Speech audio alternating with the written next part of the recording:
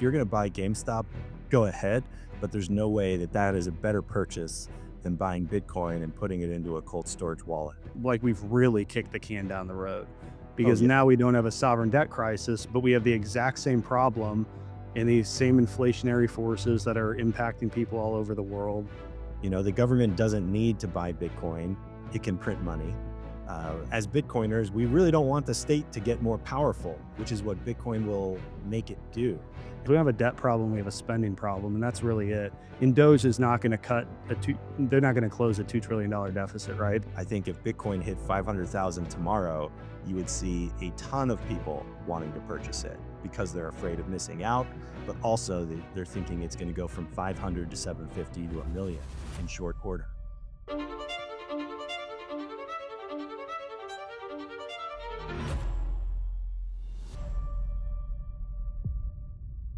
Hey there, Michael here with the Bitcoin Way podcast. I appreciate you tuning in. Today on the show, I've got Greer Hall, who is best known for his bird flip line of apparel. Awesome stuff that I think many Bitcoiners would love. And we cover everything. We talk about the strategic Bitcoin reserve, the Bitcoin Act, stablecoins, hyper Bitcoinization, Michael Saylor, GameStop, you name it. A lot of hot takes in this episode. I really think you're going to enjoy this one. Hey everyone, like I said in the intro, I've got Greer. Greer, welcome to the Bitcoin Way podcast. Thanks for having me. Yeah, man, I'm looking forward to this conversation. We're going to dive right into all the hot topics. I think you and I are going to see eye to eye on many things, but I think these will just be fun things to bat around. I want to begin with GameStop because that's the big news this week, issuing debt to buy Bitcoin. And by the way, they've got, I think, a little over 4 billion in cash that they could be using. But I guess when you can take out a loan at 0% interest, you're going to do that. What is your the opinions abound, I think, on GameStop, institutional adoption, all this stuff. What is your thought on what's happening with GameStop? I was disappointed when I heard they were going to raise debt and use a Sailor strategy to buy Bitcoin. They've got $4 billion that they could deploy. There's no business model that they've communicated. Like, are they going to revamp the store? Are they going to, shut down the stores? Are they going to reintroduce new technologies? Like, what's happening with the company? Those, to me, those details don't even matter anymore. So I was hoping that they would take, a quarter or half of that cash pile they're sitting on and say, we are going to buy as much Bitcoin as we can over the course of the year.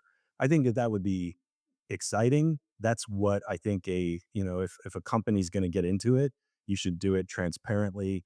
And I think buy as much as possible.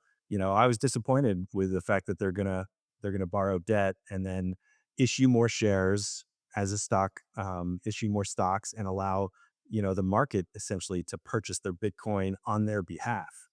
To me, it's Mhm. just like line up to the suckers table. If you're going to buy GameStop, go ahead, but there's no way that that is a better purchase than buying Bitcoin and putting it into a cold storage wallet. So I wasn't impressed. I think it's great that there are more people talking about Bitcoin, but the way that they're going about it, I think is super lame. Yeah, it's interesting. Like I understand if someone would give me a loan for 0% and I had the cash flow to cover that, and I had cash and reserves that I'm unconcerned about being able to pay off the principal in the future. I understand from like Ryan Cohen's perspective why they might do that. I don't understand why anyone would make that purchase. Like why would there be anyone on the other side of the table? And to me, it seems it's a matter of greed, right? Like, I think maybe GameStop could double the performance of Bitcoin, but like, we I could go through a list for 15 minutes of all the counterparty risk you're taking on, custodial, operational, cyber. Like, there's so many. Um, I mean, do you sympathize, I guess, with the leadership team at I think I agree with you just at face value. Do you understand or sympathize with the leadership team why they would take on debt versus just using if they know that people are going to give them free money effectively? Yeah, Uh, I think you're right. It's greed, and more power to them. It's not that I'm saying they shouldn't do what they're doing. I just don't think it's a very strong move. If they're sitting on a pile of $4 billion, that money is going to lose its purchasing power over time. So you might as well take the money that you have on hand, convert a portion of that into Bitcoin, Now you've at least demonstrated that you're committed to it, that you're preserving your purchasing power as a company. I see it as a way to buy time. If you need to figure out how do we make GameStop a different company, you know, I think the first thing you do is stop the bleeding from your fiat dollars, or if you're invested in treasuries, however they're storing that money, I would put that in as much as possible, as well as responsible, put that into Bitcoin and leave it there. And then if you're going to go do a debt round and raise more money at 0%, sure. I mean, you could argue that you'd be an idiot not to, but what they're trying to do is, preserve their purchasing power and grow it over time and become a bigger company. I don't see how having less Bitcoin gets you there. If you've got a big fat stash of cash, convert that right now and then go do the debt round. Yeah. We've got a biweekly show that we do on this channel called Bitcoin Banter, where me and a couple of the guys on our team talk about the news. So you can imagine this morning we were recording talking about GameStop, and I made the observation that maybe for some people, they have like a long-term thesis on this, right? Like they see what Saylor has done and they think, well, maybe in 10, 20 years, like it or not, there are going to be Bitcoin banks because many people are going to want someone else to custody their Bitcoin for them or have, fiat services stacked on top of Bitcoin or whatever. And so they anticipate, MicroStrategy and now maybe GameStop being like the next JP Morgan or something. And one of our guys, Rick, he said, "Michael, I think you're giving people a lot more credit, most of the than they deserve. Most people are just smash buying GameStop on hopium." And I'm curious if you I mean, let's suppose I'm probably wrong. You're nodding your head. So let's say I'm maybe giving people too much credit. Do you potentially see though a long-term play with companies like GameStop and MicroStrategy where in the future they could be incredibly influential companies and because of that, you get in early with them. Like, you have an opportunity to outpace Bitcoin or still just greed and too much counterparty risk and kind of silly fiat games. Yeah, I don't see, GameStop becoming a bank per se. I think that GameStop they're going to squeeze the onion as long as possible to extract as much value from GameStop, the brand. So I can see GameStop, the brand, living for 20 or 50 or 100 years. And then at the same time, the Bitcoin that they purchase over time will allow them to purchase other companies or go into different avenues. And there could be a bank that they've started using the capital from purchasing Bitcoin. So I could see it. I feel like it gets really nuanced. I think right now the smartest thing for anyone to do is to purchase as much Bitcoin as you can over the next 10 years. The Saylor thesis. We're kind of in the gold rush. So if you're gonna um, really think about, this is a game, it's like acquire as much Bitcoin as possible. If it becomes a bank or if strategy becomes a bank, I would say we would probably at that point, we're seeing a lot of people who need Bitcoin and can't use a dollar or a stable coin or something like that. So I think that's probably looking a little too far down the road. Sure, there will be Bitcoin banks in the future. They'll probably, fractional reserve Bitcoin where, a certain number is held and then it's lent out. I just don't think we're going to escape the dollar system as much as I want to. I don't think we're quite at the Bitcoin is a bank stage yet. I think we're still in this and we will be in, for the next 10 years, just a sort of a hoard as much as possible mentality. And then sort of once the dust settles, it's like, okay, now that all the Bitcoin is divvied up, what can I acquire to make my footprint bigger and to get the leverage that I need? So Yeah. it's part of the reason I was kind of not impressed with GameStop's announcement. It just seems contrary. If the goal is to get as much Bitcoin as possible, why not just do it? Yeah, just smash by. Yeah, that's certainly an opportunity that seems to be available to them. Uh, I mean, what do you think about this institutional adoption more generally? To me, it's been interesting. I've only been in Bitcoin a few years, and I think I feel the way that I uh, I hear people talking about, like, back in 2013, they thought, like, hyper Bitcoinization was coming in 2014, like, the next year, and I've been surprised, even though I hear those voices talking, that it's kind of been MicroStrategy for a long time, and now finally there's another one. It's El Salvador, and there's, 1 Meta or 2 other planning. countries kinda play, yeah, Yeah. but, like, I mean, do you think we're gonna start seeing a lot more of this? Do you anticipate an uptick? And do you think that whether you like the mechanism by which they accumulate the Bitcoin, do you think that is a net positive, though, that at least it's private companies come in? And we'll get to the strategic reserve and government adoption here in a bit. Yeah, I think it's good. I mean, I think that there's plenty of Bitcoin to go around. So, we're talking as plebs, like get to point one or get to a full Bitcoin. In my opinion, that's a monstrous amount. That's a huge amount. And today, point one Bitcoin is a little over $8,000. It's not that much money, but I just think that we don't know what the next 10 years look like. So if you're working for a company and they acquire Bitcoin as an employee, I think you feel comfortable knowing the direction of this company is going to be positive. I can continue to work here and make an impact. So I think from an employee perspective, it's great. Saylor has shown us that you can have a dying company or a company that's competing with Microsoft and you can purchase Bitcoin and then be autonomous. It no longer matters who your competitors are. So I think that they've shown that yes, it is a key to success.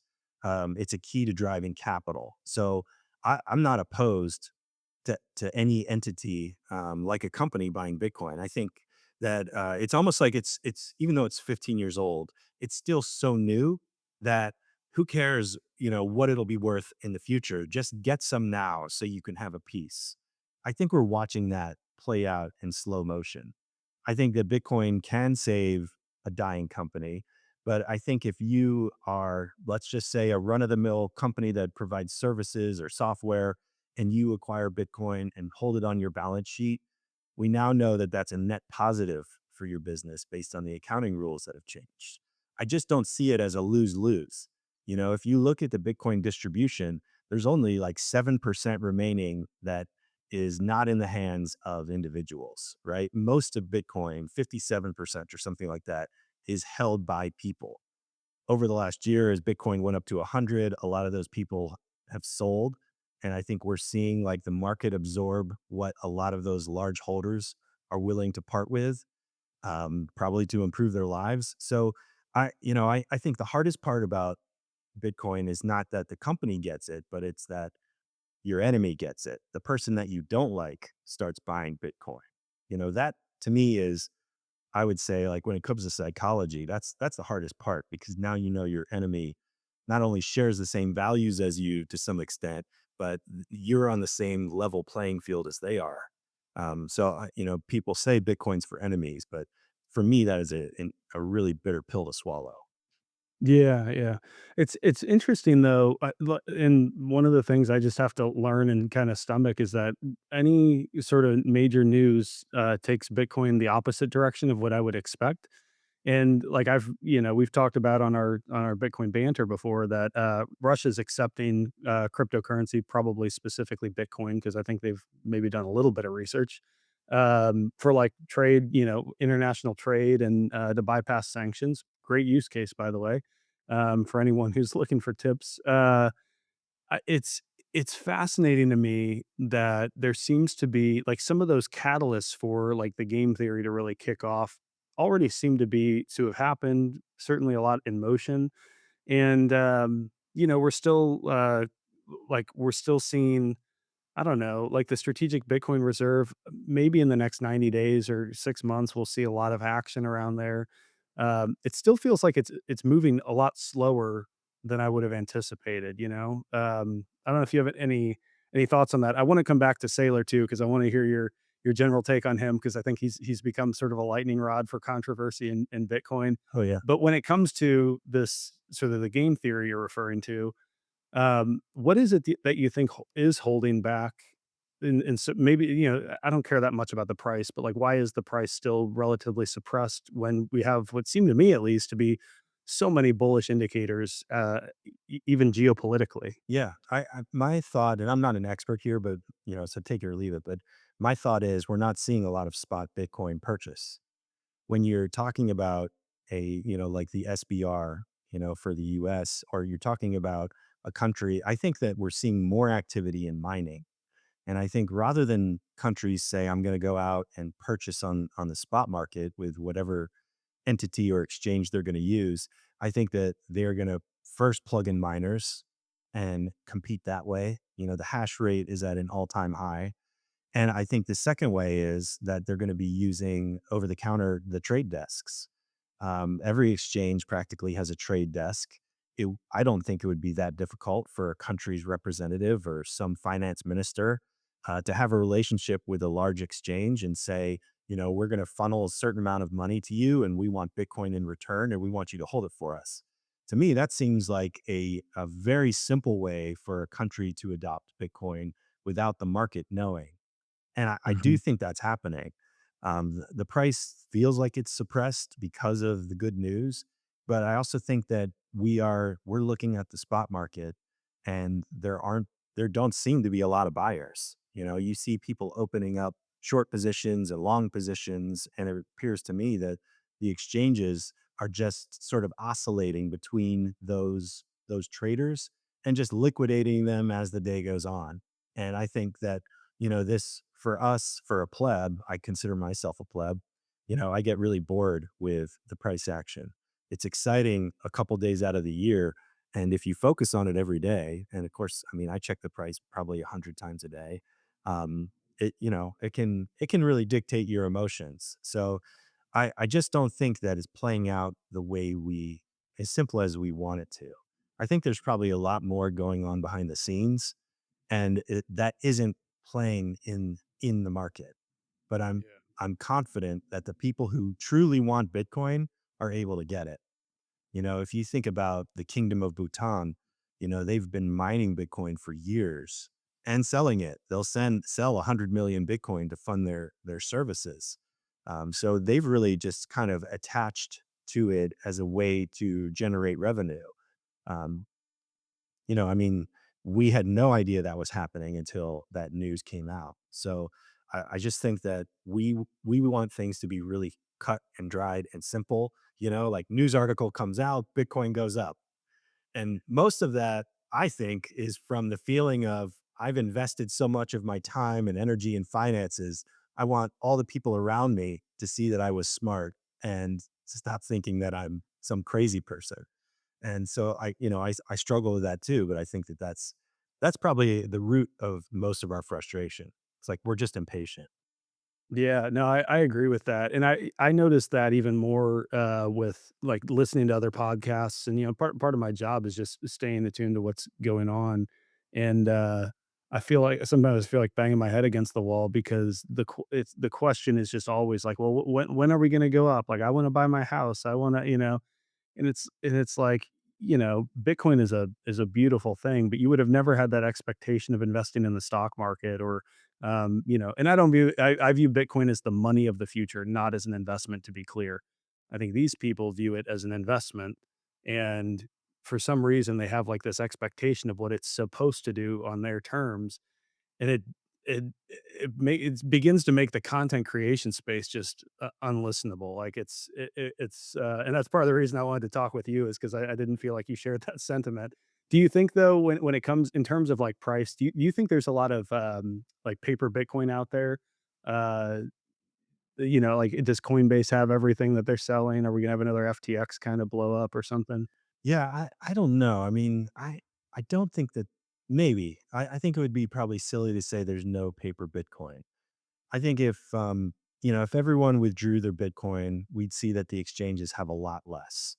BlockFi was hypothecating, I believe. Lots of exchanges were kind of giving you yield based on you leaving your Bitcoin with them. So I think there probably was, but I also feel like there's no need for paper Bitcoin right now because Bitcoin is so available. Now, Mhm. they could definitely be engaged in this, but the supply shock, there's not going to be any Bitcoin left. Like, I think we will hit that, but I think unfortunately it's gonna take a lot longer than people realize. And what tells me that is when you look back at the last year, there has been so much selling. There's been so much Bitcoin that has been sold from people who held it a long time. And I think as we go up, we're going to continue to find people that say, I've held it for 6 months, or I've held it for a year, or I've held it for 2 years. I'm finally cashing out and I'll get back in, or they're taking a portion. I just think we're going to meet sellers completely along the way. You know, they're the elements for MicroStrategy and GameStop and the US government and the Russians and the Chinese. Let's say they all go in and, I think there's 3.6 million Bitcoin on exchanges. Let's just say they scoop it up. It would take, I don't know, something like $300 billion, and it all goes away like in the blink of an eye or just hypothetically at the same time. Then I think, yes, there's no Bitcoin for sale, prices at the market, and it could be in the millions of dollars. But I just don't see that happening um, immediately. I think we have a longer road ahead of us. It could Yeah, happen overnight, but I think that, the best thing is to prepare for sort of a boring Bitcoin market, but look at it the way I do is like I buy Bitcoin every week, 20 bucks, $100, whatever I have that's not going somewhere else. And I'll just keep stacking over the course of my life. There isn't a number that I want to hit. I just want to always have more Bitcoin than I did the day and the week before. And I think in 10 yeah. years, I'll be glad I did that. I completely agree with that. I think people overthink it, and like I think having a stacking goal in certain scenarios may be helpful, or Yeah. psychologically it helps you kind of stretch and think about how can I cut costs that I really don't need or whatever. But yeah, my biggest goal at the end of each year is that I have more Bitcoin now than when I started the year, and I don't sell it. I spend it if I can, and if am given the opportunity. And I need to get better at looking for opportunities to spend my Bitcoin and replace because I think we'll also talk about the digital gold narrative here in a few.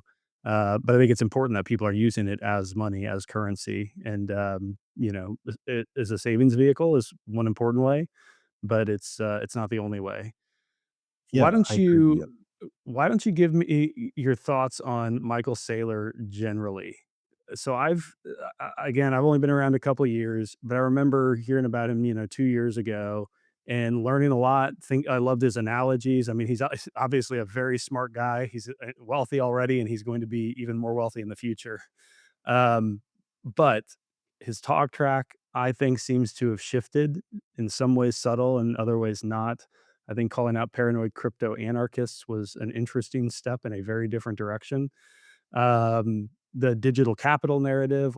Why don't you just lay it out? Like, what do you think of Saylor? What do you think of what he's doing? And are you happy, disappointed, or something else? Yeah, I think I give Sailor all the credit he deserves. I mean, he's very smart. He's a genius. I think that he deserves a lot of the praise that he gets being a pioneer.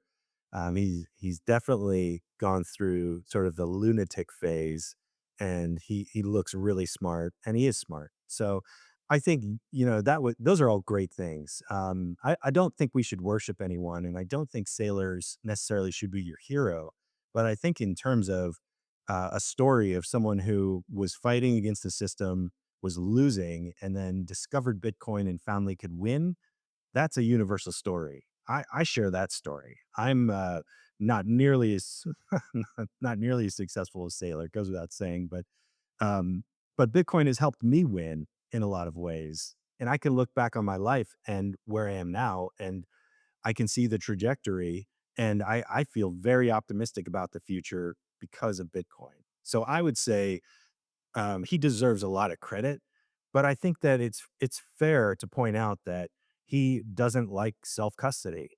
He stores his personal stack, from what I understand, with Coinbase, and then MicroStrategy uses Coinbase and Fidelity to store their Bitcoin. And I love Bitcoin because I don't have to ask either of those entities for permission. I can move my funds whenever I want, and I can save them and store them how I choose. And I believe he's missing out on one of the huge benefits that Bitcoin offers. And yes, he's at this institutional level, so maybe he doesn't want to have $1 billion worth of Bitcoin on a hardware wallet. But I also know that a lot of those companies, like BitGo, the largest ones, they just use ledgers and Trezors, and they use hardware wallets to store funds. So I think it's fair to criticize the fact that he's missing out on one of the key reasons to get into Bitcoin in the first place, which is, the banks fail, the banks lie to you.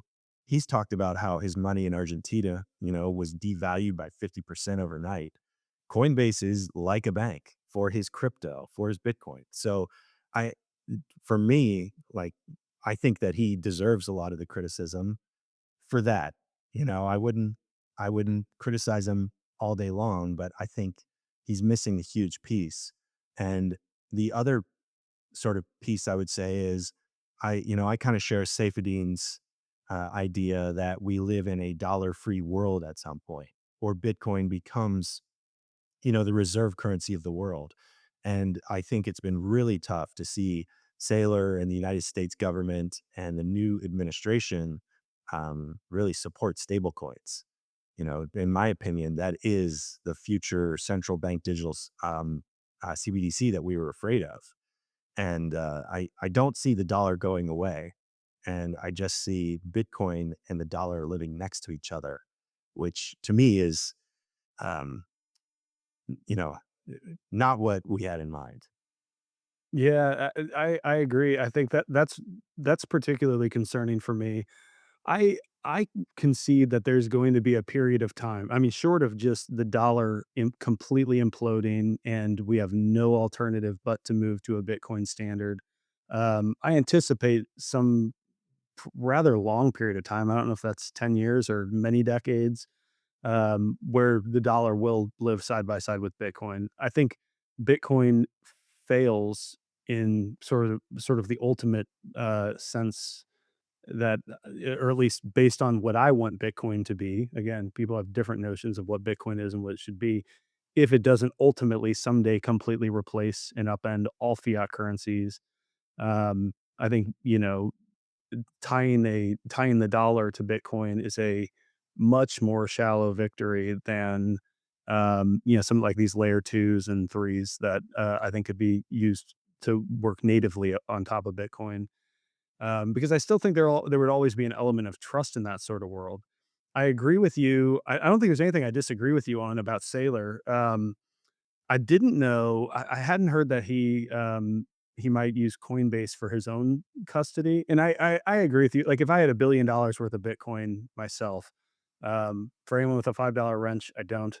Uh, I think I would probably diversify how I secured it. In general, I'm a 100% self custody guy. That's what we preach at the Bitcoin way. I understand that Sailor's in a different league when it comes to his Bitcoin accumulation personally. Um, it's interesting though because he talked about, how he plans on burning his coins when he goes, and like that's his gift to humanity. You can't do that if you're keeping your keys with a third party. I mean, maybe in some technical or legal sense, they're not supposed to ever use that because you died and you didn't tell them what to do with it.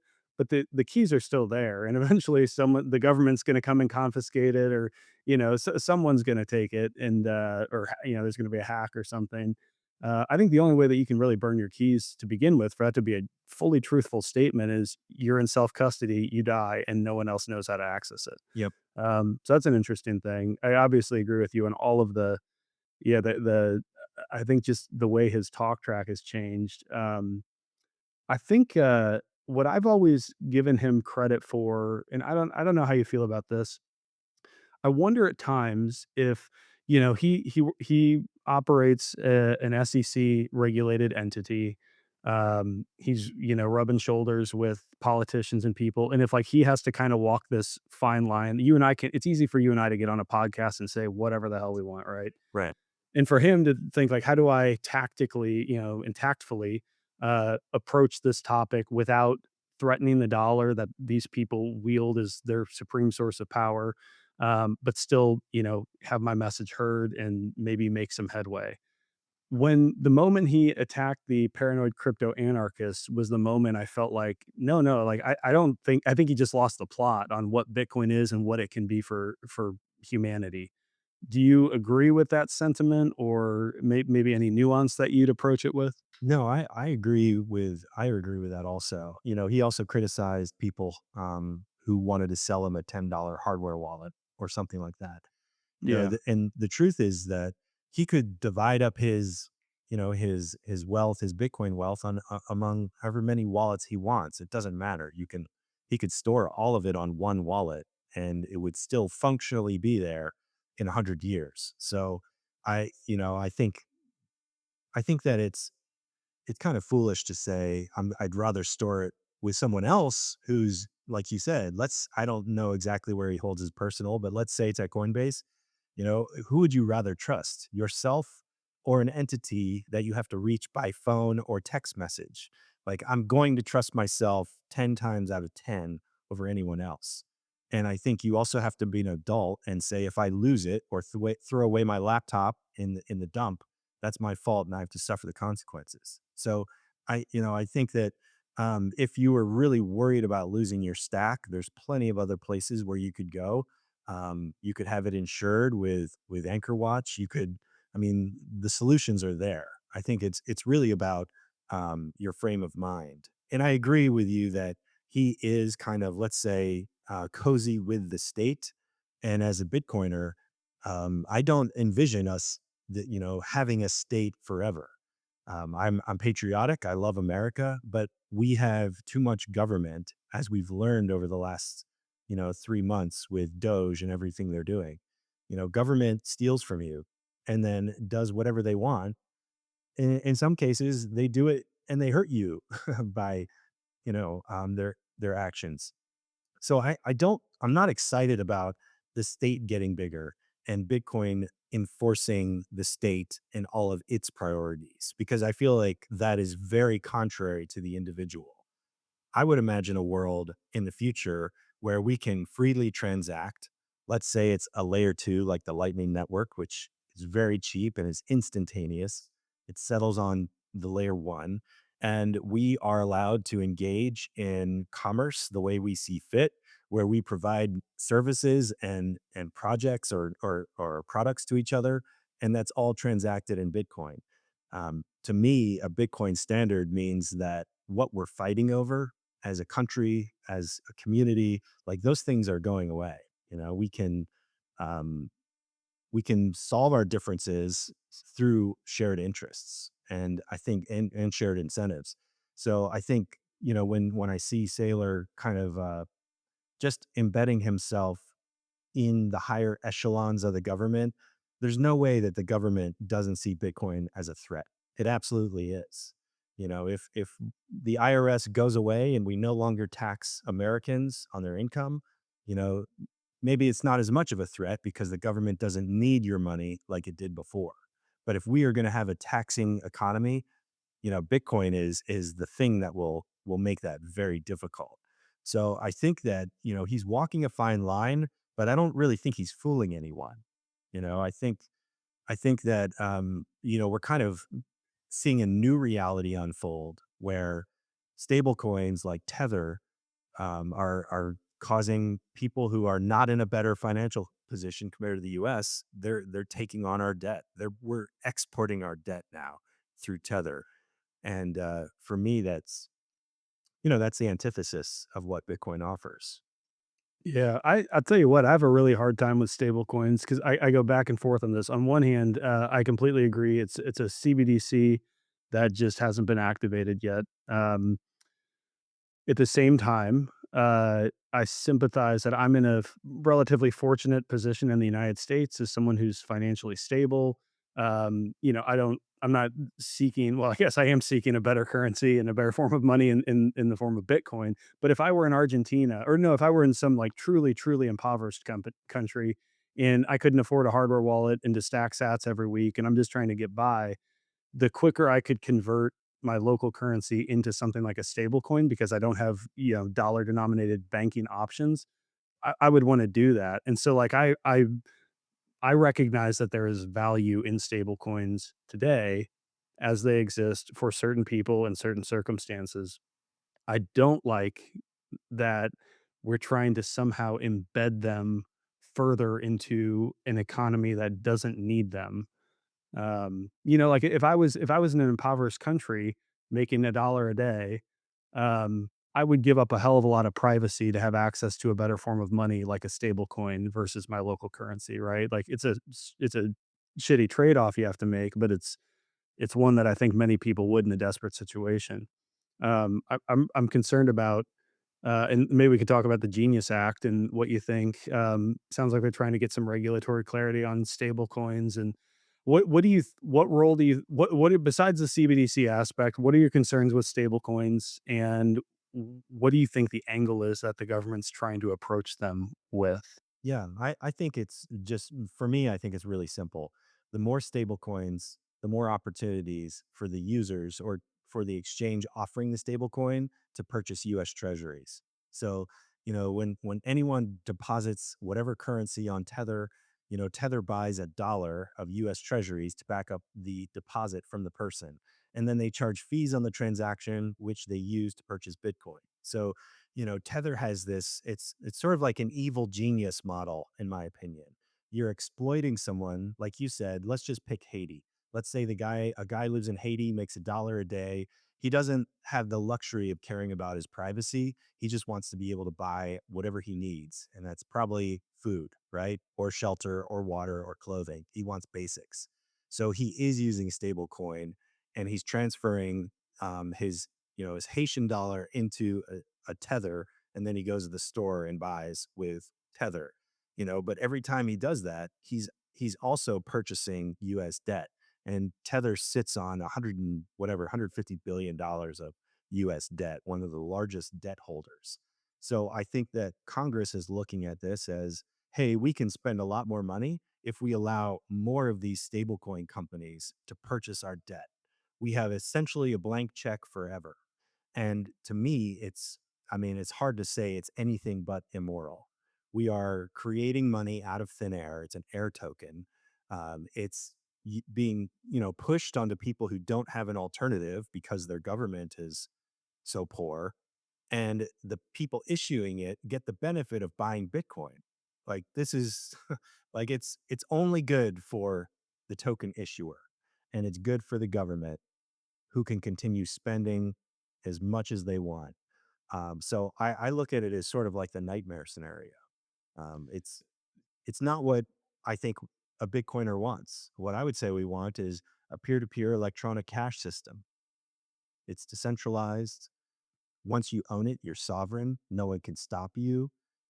And I think what's kind of the sort of the frustrating part right now is we've been talking to ourselves for 3 or 4 years and doing our best to get people to stop focusing on number go up, but that's really the only thing that people are interested in.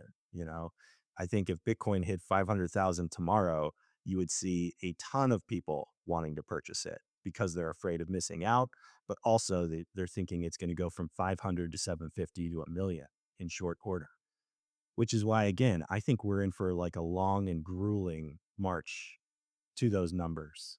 I think we'll get there, but I think unfortunately it's going to be a lot of gigantic players that come into the space and quietly scoop up the supply out from underneath the people who should be buying it. And you just reframed the stablecoin argument for me really well. I think yeah, there's a moral imperative around it, and because Tether or any number of stablecoin issuers who could be spun up, tomorrow, are effectively buying debt that just shouldn't ever be issued. Uh, we're extending the lifeline, which I sort of I understand that practically, but I think philosophically what it is pretty evil underlying it. Um, it's a tricky thing because I think like the United States, like the best thing they could do, like for their constituents, for us as American citizens, is to rein in spending Right. Because it really I hear this a lot of times. We have a debt problem, we have a spending problem, and that's really it. And Doge is not gonna cut a 2 they're not gonna close a $2 trillion deficit, right? They're gonna, best case, maybe they close $1 trillion of that or something, and we're still spending like drunken sailors. And, um, we at some point, and I talked to Larry Lepard about this on the podcast, recently. The best case scenario would be someone with like the willpower and no political allegiances comes in and says, we can either keep kicking the can and it's going to really be ugly, or we can migrate to a Bitcoin standard, hell, even a gold standard, but like a real gold standard, which has all the flaws, obviously, that we know. So we're going to migrate to a Bitcoin standard, and it's gonna be messy, it's gonna be ugly, but it's gonna be a hell of a lot less ugly than if we did this 20 years from now, you know? And I think you're raising an interesting point that really what the stable coins do as a market is they just extend that runway and the mess becomes bigger. And also there's nothing to say that that the demand from the stablecoin issuers doesn't dry up on some level because, like, yeah, they're taking out short-term debt and, or they're buying short-term debt rather, and, earning basically printing money. But at some point, you realize that all that debt that you hold is not worth anything, right? Like, that the dollars that you get are gonna be devalued, which is why they're so smart to buy Bitcoin with all of their cash Right. flows, Well, that's I guess. exactly what they're doing. I think that Tether, and I'm just guessing here, but I think secretly they know that the treasuries they hold are going to be worth a lot less than the Bitcoin they hold. But by buying the treasuries, they've essentially gotten a free pass to operate their business. No one is going to stop them from buying treasuries. The government loves this. You're going to buy my garbage debt that I was never going to pay off, and then it's like Rumpelstiltskin, you're gonna turn that garbage, that hay into gold, into Bitcoin. Like it is, I wish that I had created Tether.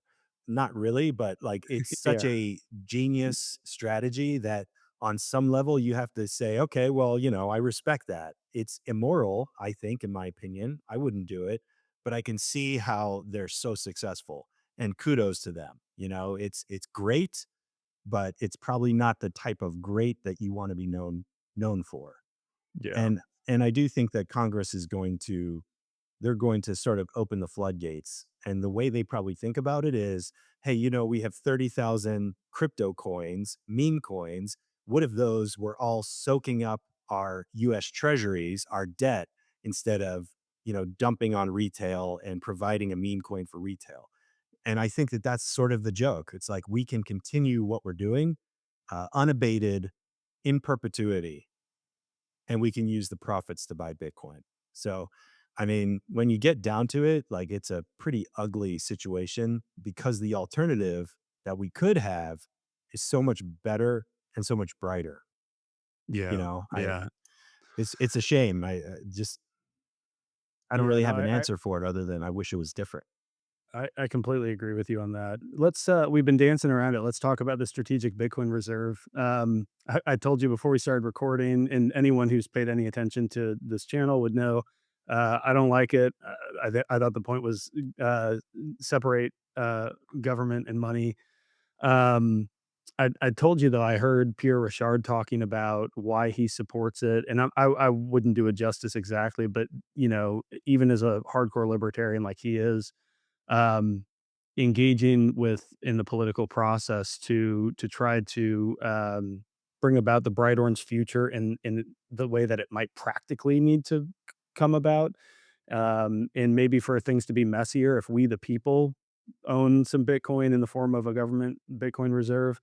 I'm still not sold because I just like we've had gold sitting in the vault for forever too, Right. a form of sound money, and that has done nothing. And I'm worried that the strategic reserve is going to not only sit as digital gold exclusively, which I think is a useful analogy when you're getting people on board at times, but it's not the end of the story, obviously, when it comes to Bitcoin.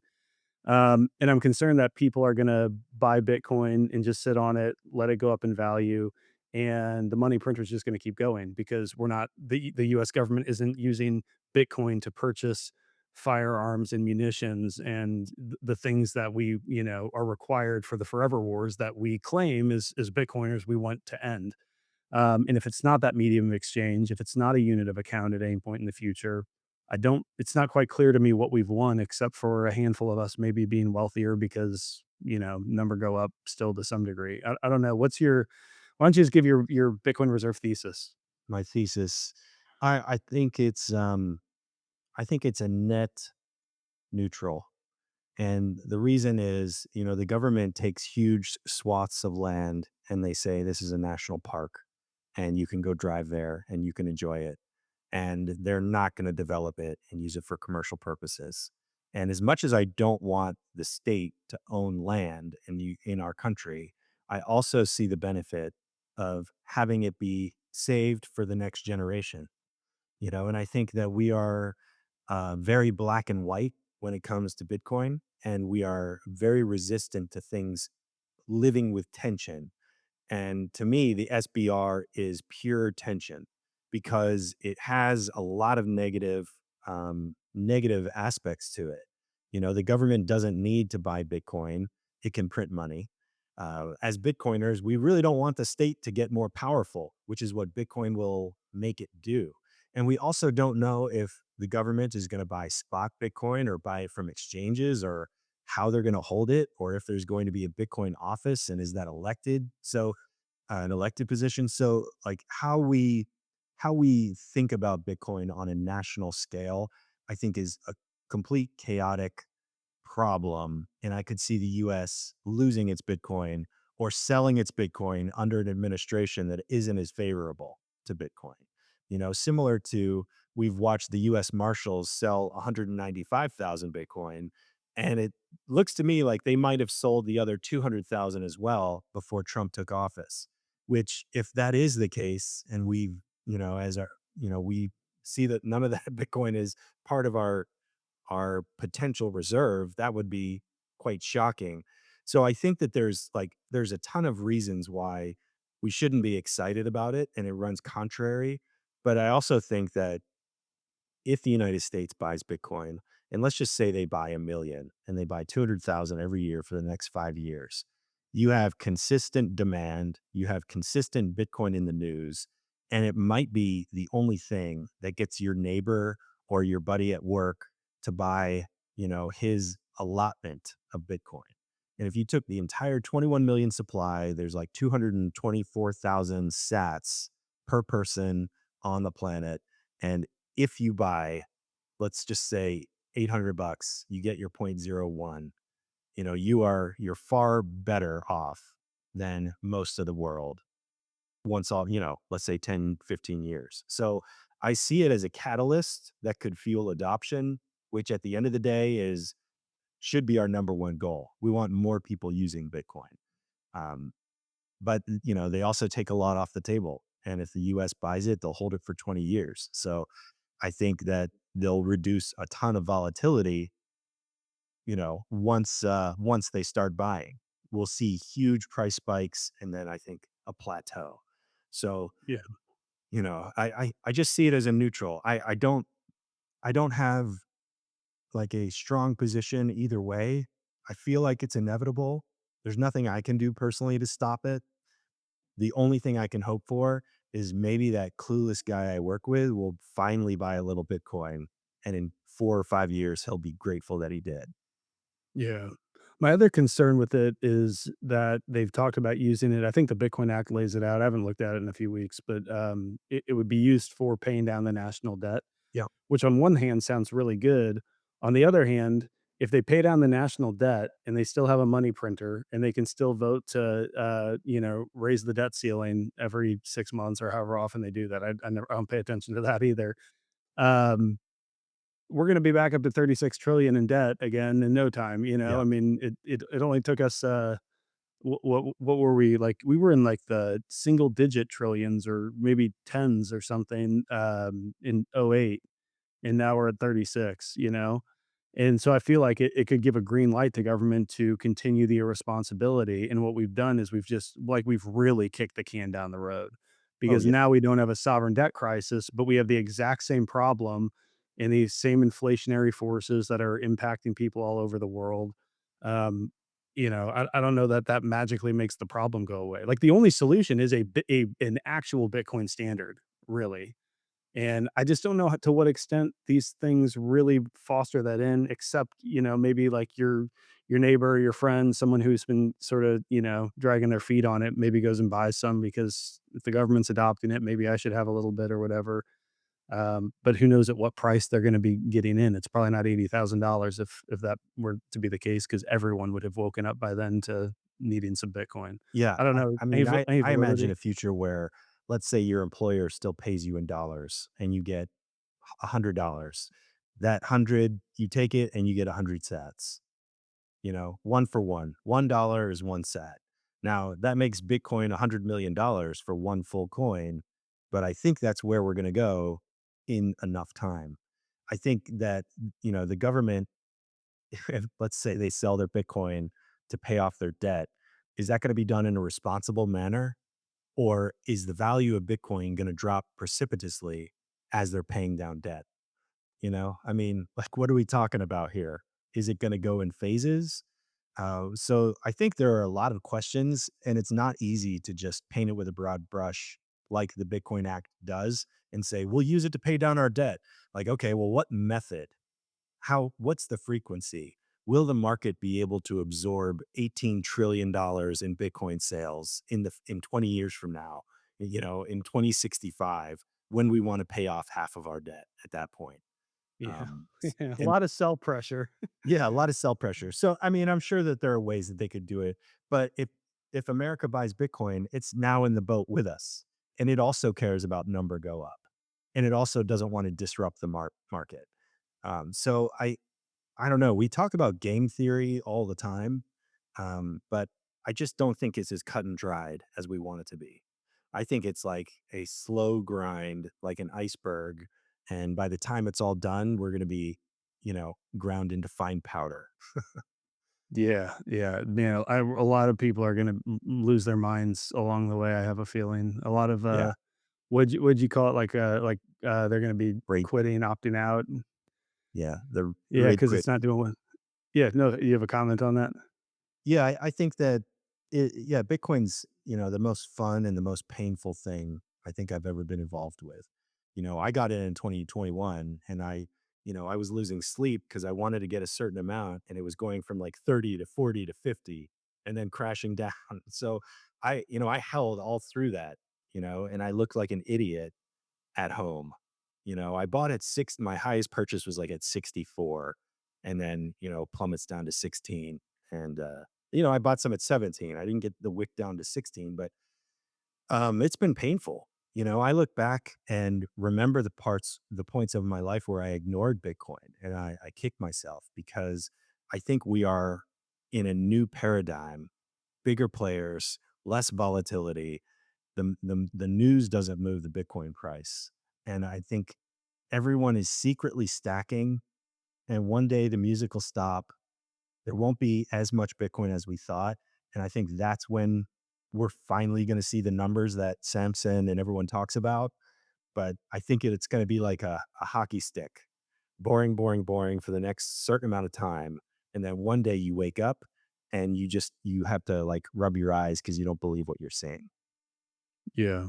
Yeah, and I agree with you. I think that could be a long I think we'll probably have a slow grind up, but it'll feel like the bottom of a hockey stick, and then, yeah, I think at some point, like, we'll be full on all the game theory, everything we talk about, like, I think eventually that day comes, but I think people need to brace themselves for, 10 years, 20 years, Yeah, I don't know, like, it's, but you just have to remember, like, the only reason you looked stupid to your friends and family when Bitcoin was dropping is because they thought that you were buying, like, NASDAQ shares and you picked the wrong, or something like that, and you picked the wrong company. They didn't realize what you're doing is buying the future of money, and people are volatile, and so you're going to have, people companies rehypothecating paper Bitcoin. You're gonna have people dump because they get scared because they don't understand what it is that they're holding, and, that's just that's just the reality, you know? And that's part of the reason I think it's so important that people really uh, begin to internalize like what problem is Bitcoin solving? Because when you really understand sort of the mechanics of the Ponzi in which we find ourselves, and you understand that there's no easy, smooth road out of this mess, then the case for Bitcoin becomes very clear. But as long as you're just looking at a Bitcoin ticker on, CNBC or something like that, that's always going to sort of evade your comprehension. Um, so it's unfortunate, but yeah, it'll be fun to revisit this episode in a few years and see if we've hit that point, or maybe we've got a lot longer. I don't know. Um, Last question I wanted to go over with you. I got to ask the unpopular opinion at the end. Um, but I think you've sort of indicated this. You believe that we will one day reach a point of hyper Bitcoinization where you go to anyone globally, you go to the grocery store, you pay in sats. Your food is denominated in sats. You buy a house, it's denominated in sats. Is that like a future that if you were to just bet on it, that's what you think is going to happen? Yeah, I do think you'll have a choice though. I think you'll have one price for dollars, and I think you'll have a lower price for sats. So Hmm. I think that we're going to get used to like having a loyalty card at the grocery store. You use the loyalty card, you save on this item. I think purchasing in Bitcoin is going to be the thing that everyone wants. Every retailer is going to want you to buy their product in Bitcoin. They're going to take dollars because I don't think we're going to escape the two currency system for some time, and I don't think the system is going to collapse because of stable coins. So I think we will be going now into you can buy it in Bitcoin or you can buy it in cash or dollars or Tether, whatever the marketing ends up being. And I think hyper Bitcoinization is when you're not able to transact unless or buy the thing you want unless you can purchase it in Bitcoin. And then what I imagine happening is everyone saying, well, I have to buy a little Bitcoin because my kid wants those sneakers and I can only afford them if I pay in Bitcoin. Now Mm, you'll still see a lot of people hoarding as much Bitcoin as possible because the value continues to increase. But at that point, I think it's a savings account, but it's also a better money. It buys me more stuff at lower prices. And I think that it'll be complicated, but I think that's the future that we'll see. I could see that happening, this decade. There are many states that let you pay your taxes in Bitcoin. Some offer, Colorado, you could pay in crypto, whatever that is. But I think the states will gladly accept your Bitcoin instead of taking your dollars. And that to me is like, it's a top down shift. It'll start with the luxury brands, and then it'll start with the big purchases like homes, cars, all the way down to, designer stuff. And then ultimately, at some point after, everyday items.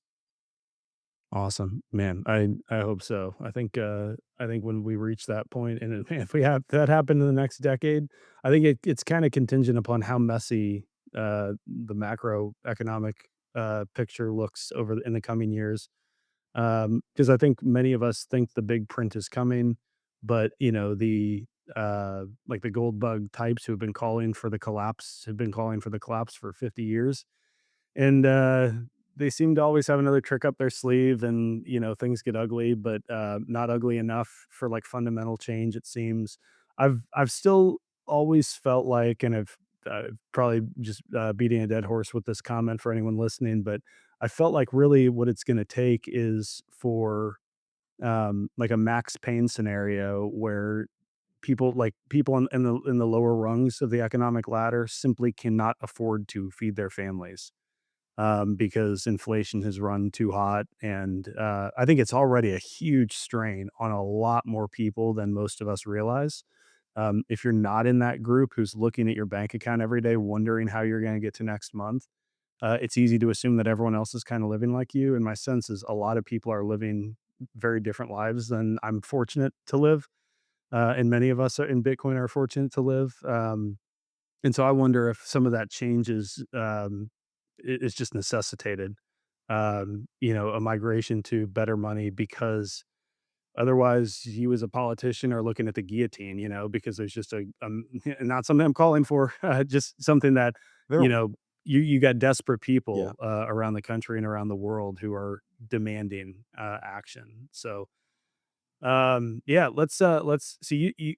I told you I was going to ask you this. You sent me. You got a bunch of unpopular opinions. Why don't you pick one? And of course, I said you get bonus points if you offend some Bitcoiners with your unpopular opinion. Okay. Um, I think that you have plenty of time to stack as much Bitcoin as you need. That's what I think. I think we like to say that there's a supply shock coming. I don't think that's true. I think, yeah, Bitcoin is hard capped at 21 million. But I think if you're panicking and you're wanting to get to a certain number this year or next year or before 2028 having, I think you should relax. And I think you should take a breath and buy Bitcoin when you're able to. And I think give yourself a break. Sure, have a target in mind. I think at the beginning of or at the start of last halving, last April, I think I said over the next 4 years, I want to buy whatever it was, a certain amount. I still have that number in my head, but I'm not panicked on time like I used to be. And not because I've been in the market for 4 years, but just because I think there will always be Bitcoin available to buy. Someone is always going to be able to sell it and they're going to take a portion of their stack and they're going to sell some so they can purchase whatever they need. And then I'll be able to buy a fraction of that. So I think, it's unpopular. We like to think that buy all the Bitcoin now because it's going to be a million and then you won't be able to get any. I don't think that's happening anytime soon. So I think you should just relax and buy Bitcoin when you have money and don't sweat it if you don't. I think that's great advice, and I hope you're right because there are a lot of people in my life that I'd like to onboard who still haven't quite gotten there yet. So hopefully they've got plenty of time over the next few years to do that, and I've got time to orange pill them. Yeah. I mean, Greer, look, if yeah, Bitcoin went to like 10 million, let's just say it goes to 100 million. I guarantee you that I'm going to have to give away some of my Bitcoin to the people that I know and love and care about because they have no option to get any sats. Like that's what happens. If Bitcoin's price goes up too quickly, the people you love and care about won't be able to have any. I mean, do we want that? Sometimes yes, because they thought we were stupid.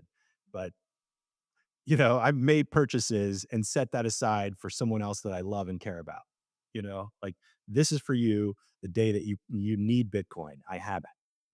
yep, yeah. I've done the same thing for a couple of people, and I think it's a good thing to do. So for Bitcoiners out there listening, figure out a way to onboard your friends and family without them even knowing. If you can, you have the means to do that. Greer, this has been a blast, man. I love your contrarian takes. I think they're rooted in some sound logic, and I tend to be a contrarian anyway, and so I have to like really measure myself to make sure I'm not just being a contrarian to be a contrarian. So I think you make a lot of sense, man. Why don't you give everyone a handoff? Tell them where they can find you and anything else you'd want to point them to. Yeah, sure. Yeah, thanks for having me. It's been fun. My Twitter handle, X handle is birdflip, and I sell, Bitcoin, the birdflip bird at shopbirdflip.com. So sort of the GFY middle finger. Bitcoin is FU money, and this is the FU shirt. You can pick up a hat that looks similar. Awesome, man. Love it. Thank you so much for the time. It's been an absolute pleasure. Yeah, man. I appreciate it. All right. Great to Cheers, chat with you. brother. And that's a wrap. Again, I hope you enjoyed this conversation with Greer. Make sure you follow him on X and check out Birdflip, his brand. And do me a favor, if you're enjoying this channel, go like and subscribe, comment, do something to feed the algorithm. We really, really appreciate that. Would mean a lot. Of course, if you need help getting your Bitcoin into proper 100% self-custody, go to thebitcoinway.com/podcast. We can help you do it the right way the first time, no counterparty risk. We also help with online privacy, setting up privacy phones, and we have a Plan B residency option as well. Everything you need for a self-sovereign life. Again, that's thebitcoinway.com/podcast. Until next time, stay safe, stay sovereign, and remember, the yield on Bitcoin is freedom.